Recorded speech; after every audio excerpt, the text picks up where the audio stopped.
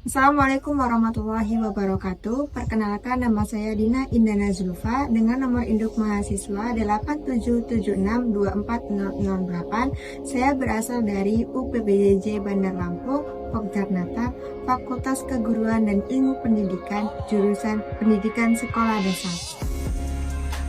Pada kali ini saya akan melakukan tugas mata kuliah PDGK 4107 Praktikum IPA di SD pada modul 1 tentang makhluk hidup dengan judul praktikum simbiosis. Selamat menyaksikan.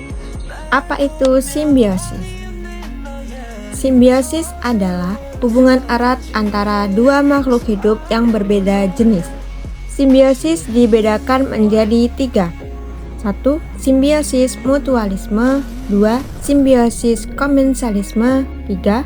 Simbiosis parasitisme. Hal yang diperlukan untuk persiapan pengamatan ialah 1.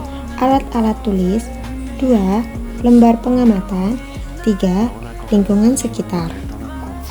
Simbiosis mutualisme merupakan interaksi antara dua makhluk hidup berbeda spesies yang saling menguntungkan. Dalam hubungan ini, tidak terdapat pihak yang dirugikan karena kedua organisme memperoleh manfaat dari keberadaan satu sama lain. Berikut adalah contoh simbiosis mutualisme yang umum dijumpai di lingkungan sekitar. Bunga dengan kupu-kupu. Manfaat bagi bunga yaitu proses penyerbukannya terbantu melalui perantara serbuk sari yang dibawa oleh kupu-kupu sehingga dapat menghasilkan buah dan biji. Sedangkan manfaat bagi kupu-kupu, kupu-kupu memperoleh nektar dan serbuk sari sebagai sumber energi. Contoh simbiosis mutualisme selanjutnya adalah bakteri starter dan air. Bakteri starter mendapatkan manfaat berupa rumah dan air mendapatkan manfaat bahwa kehidupan ekosistem di dalamnya akan menjadi sehat.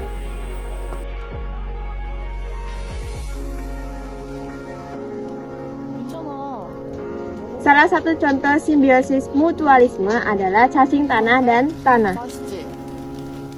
Cacing mendapat manfaat berupa tempat tinggal di dalam tanah. Tanah mendapatkan manfaat berupa kesuburan. Tanah yang ditempati cacing menjadi lebih gembur, subur, dan sehat secara fisik, kimia, maupun biologi. 2. Simbiosis komensalisme. Simbiosis komensalisme merupakan interaksi antara dua makhluk hidup berbeda spesies, di mana satu pihak memperoleh keuntungan, sedangkan pihak lainnya tidak dirugikan dan tidak diuntungkan.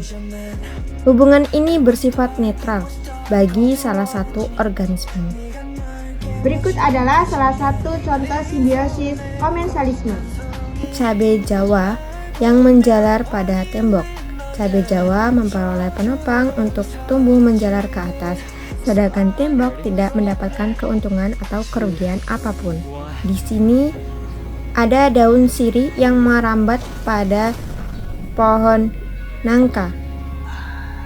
Tanaman sirih memperoleh penopang untuk tumbuh menjalar ke atas guna mendapatkan intensitas cahaya matahari yang cukup.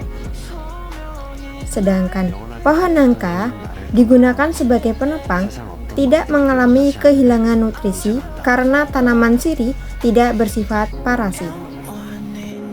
Salah satu contoh simbiosis komensalisme, lumut dan tembok. Lumut mendapatkan keuntungan berupa tempat tinggal, sedangkan tembok tidak dirugikan dan tidak diuntungkan. 3. Simbiosis parasitisme.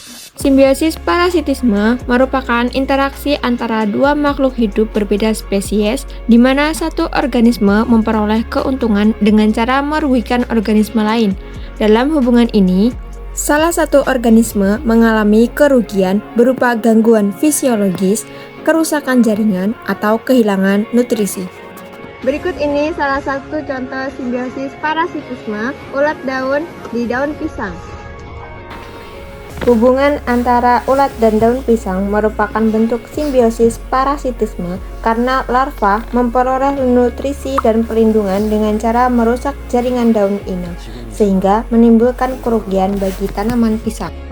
Aktivitas makan larva menyebabkan daun berlubang, sobek, atau menggulung dan mengering. Contoh simbiosis parasitisme, serangga dan daun jambu. Serangga mendapat keuntungan berupa tempat tinggal dan makanan gratis, sedangkan daun jambu dirugikan karena daunnya menjadi rusak, sehingga fotosintesisnya terganggu, pertumbuhan daun baru pun terhambat. Contoh simbiosis parasitisme kutu dan kucing. Kutu mendapatkan keuntungan dengan mengambil darah pada kucing, sedangkan kucing setelah diambil darahnya, dia merasakan gatal dan kesakitan. Kesimpulannya adalah simbiosis merupakan interaksi biologis yang terjadi antara dua organisme berbeda spesies yang hidup bersama dalam kurun waktu tertentu dan membentuk hubungan ketergantungan. Ketiga tipe simbiosis tersebut merepresentasikan variasi strategi adaptasi dan koeksistensi antar organisme dalam suatu ekosistem. Perbedaan fundamental terletak pada konsekuensi ekologis yang diterima oleh masing-masing pihak, yaitu saling menguntungkan sebagai mutualisme, netral, dan merugikan.